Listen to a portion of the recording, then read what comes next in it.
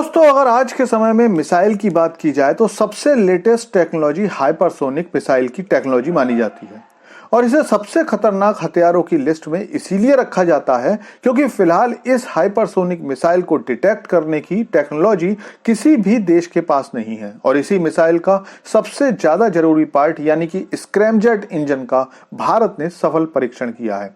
इस परीक्षण के बाद भारत जल्दी ही उन गिने चुने देशों की लिस्ट में शामिल हो जाएगा जिनके पास हाइपरसोनिक मिसाइल बनाने की टेक्नोलॉजी के साथ साथ उसका इंजन बनाने की टेक्नोलॉजी भी होने वाली है। तो इस सारी खबर को डिटेल से जानते हैं, लेकिन आपसे रिक्वेस्ट है कि चैनल को सब्सक्राइब कर लीजिए क्योंकि यहाँ आपको डिफेंस, फाइनेंस और फॉरेन पॉलिसी पर वीडियोस रोज मिलते हैं। तो दोस्तों, रूस यूक्रेन युद्ध में रूस के जिस हथियार की सबसे ज्यादा चर्चा रही वो थी रूस की हाइपरसोनिक मिसाइल, क्योंकि इस बात का इंतजार सबको था कि क्या मिसाइल उतनी कारगर है जितना कि रूस ने बताया है। लेकिन इसके लॉन्चिंग के बाद पूरी दुनिया ने इसकी ताकत को समझा और मान भी लिया। लेकिन इस मिसाइल का सबसे इंपॉर्टेंट पार्ट होता है इसका इंजन।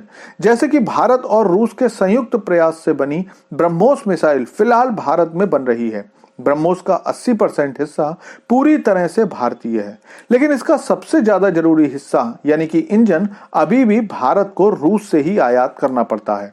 इस मिसाइल की एक्यूरेसी तो इसकी खासियत है ही, लेकिन इसकी रफ्तार इसकी सबसे बड़ी यूएसपी है और इस रफ्तार की वजह है इसमें इस्तेमाल होने वाला इसका स्क्रैमजेट इंजन। और आज खबर आ रही है कि डीआरडीओ की हैदराबाद ब्रांच ने इसी स्क्रैमजेट इंजन की टेक्नोलॉजी का टेस्ट किया है जो कि पूरी तरह से सफल रहा है।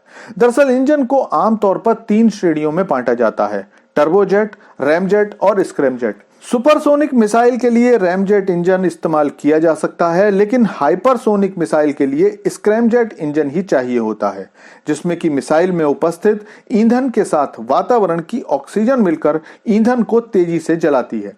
इसके बाद जबरदस्त थ्रस्ट पैदा होता है और मिसाइल हाइपरसोनिक स्पीड को प्राप्त कर पाती है।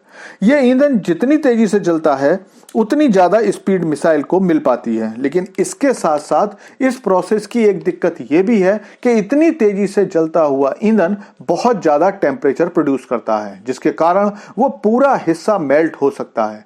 और अगर ऐसा होता है तो मिसाइल भले ही हाइपरसोनिक स्पीड से उड़े, लेकिन वो ज्यादा दूर तक नहीं जा पाएगी।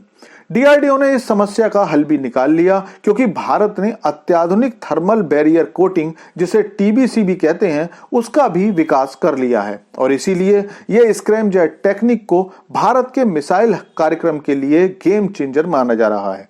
भारत ने इस इंजन का टेस्ट 120 सेकंड तक किया और इसका मतलब यह हुआ कि अब भारत लंबी दूरी की हाइपरसोनिक मिसाइल भी बना सकता है। आपको बता दूं कि 3 मैक तक की स्पीड वाली मिसाइल सबसोनिक, 3 से 5 मैक तक की स्पीड वाली मिसाइल सुपरसोनिक और 5 मैक से ज्यादा की स्पीड से उड़ने वाली मिसाइल हाइपरसोनिक मिसाइल कहलाती हैं। यानी कि जो मिसाइल 5400 किलोमीटर प्रति घंटे की रफ्तार से ज्यादा की स्पीड से उड़ सकती है वो हाइपरसोनिक मिसाइल कहलाती है। और फिलहाल केवल अमेरिका, रूस, चीन के बाद भारत के पास ही इस मिसाइल की टेक्नोलॉजी का इस्तेमाल करके दुश्मन पर हमला कर सकने की ताकत है।